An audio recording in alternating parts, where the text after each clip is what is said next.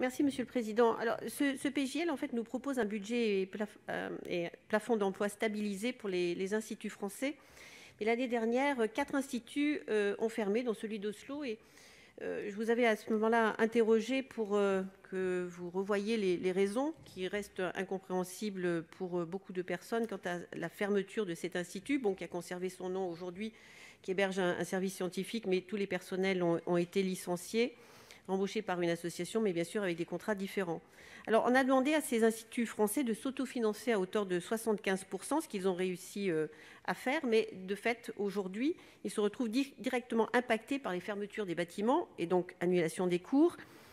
On a reprise pour certains en numérique. Et puis, bien sûr, il y a de grosses pertes de revenus qui sont conséquentes venant du mécénat, avec l'annulation de tous les événements culturels. Donc, eh bien, les pertes de ces revenus ont entraîné beaucoup de licenciements, vacataires recrutés locaux, et si les instituts français ne sont pas soutenus, ils seront forcés d'alléger la masse salariale pour faire face à la crise. Donc je propose simplement de pouvoir les soutenir, et ça va dans le sens de ce que vous proposiez, monsieur le ministre, dans le rôle important que jouent à la fois nos instituts et nos alliances dans la diplomatie d'influence que nous défendons. Le 416. Pour les alliances françaises, c'est un petit peu dans le même fil que pour les instituts, puisque nous avons finalement, au gré du temps et l'engagement de francophiles, d'amoureux de notre pays, de notre langue et de notre culture, des bénévoles qui ont construit un très beau réseau, puisque nous avons aujourd'hui 832 alliances françaises, qui sont des associations de droit privé, financés à 90% par des cours de français et qui, malheureusement, connaissent exactement les mêmes problèmes que ceux que je viens d'évoquer pour les instituts français.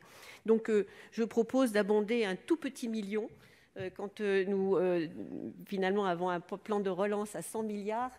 Le million paraît très modeste, mais il pourrait suffire pour faire en sorte que ces alliances françaises ne ferment pas. Et elles ne sont pas simplement présentes à l'étranger, il y en a aussi un grand nombre en France qui méritent, et je pense à celle de Nice, celle de Lyon, qui méritent également toute notre attention.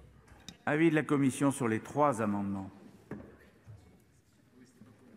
Merci Monsieur le Président. Donc, sur le premier amendement, le 419, avis défavorable. Bien sûr, les opérateurs pourraient bénéficier de 5 millions d'euros supplémentaires, mais je pense que cela pourrait aussi relever d'une loi de finances rectificative en cas de besoin dans le cadre de l'année 2021.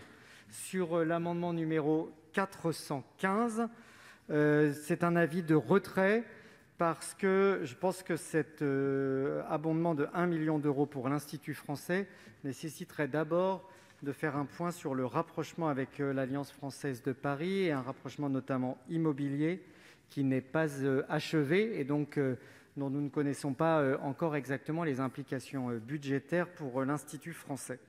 Quant au dernier amendement, le 416, c'est une demande d'avis du Gouvernement, parce que nous savons que dans la crise sanitaire, les alliances françaises ont beaucoup puisé dans leurs réserves, qu'elles ne pourront pas continuer à le faire dans l'année qui suit.